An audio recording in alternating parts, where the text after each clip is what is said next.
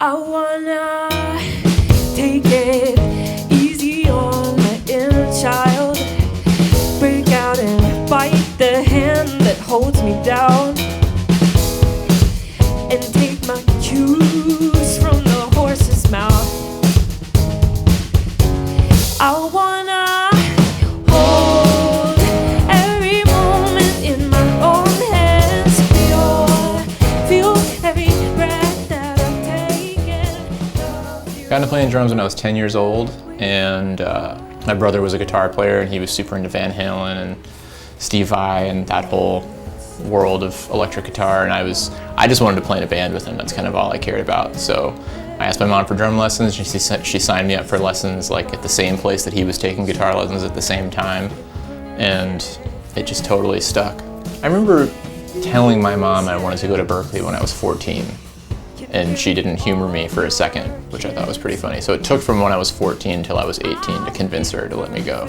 I don't remember, I think I started to notice all the musicians that I really loved all went to the same school, and I was just obsessed with their music. So I was like, well, I want to play drums for the rest of my life, and I want to be as good at it as possible, so this is the path I have to take.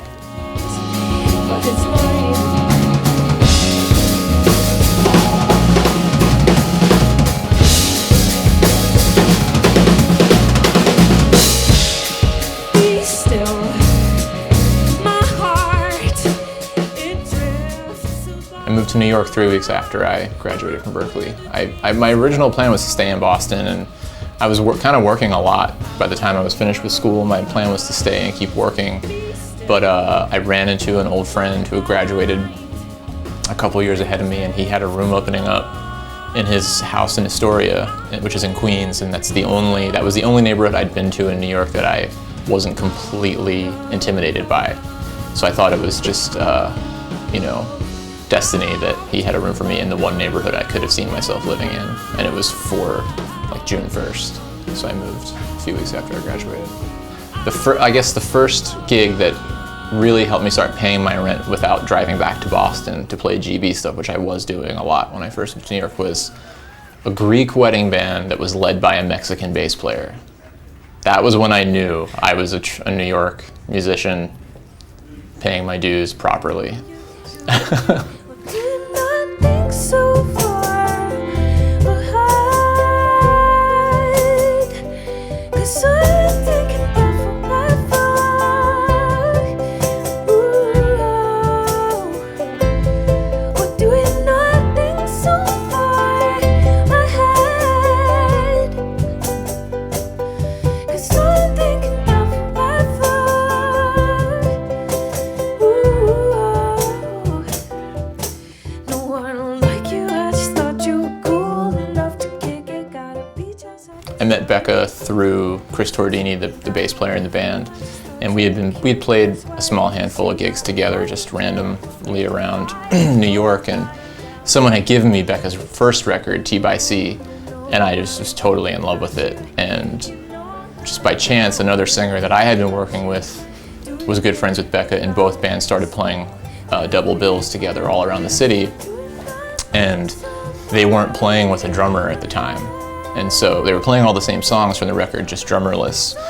And I told Chris after one of the shows, I was like, man, if you guys are ever interested in playing with a drummer again, I know all the music because I've been listening to the record nonstop for months. So if you guys ever want to jam, I think it'd be a good fit.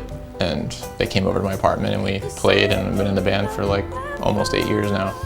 How you make me wanna leave the one I'm with, start a new relationship with you. This is what you do.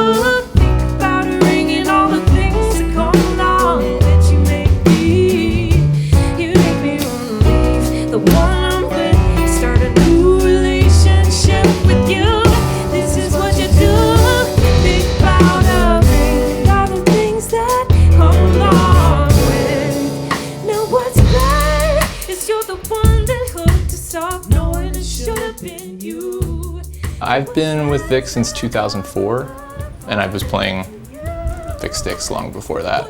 I didn't realize I was unhappy with my bass drum beater situation till I just kind of on a whim ordered some of the VicKick Beaters and put the one on, and I was just so clearly amazing. It was the difference in the upgrade in sound and feel was totally just kind of bizarre. This is like just changing the beater and change any tension on the pedal, didn't change tuning on the drum, but everything was better, which was super great.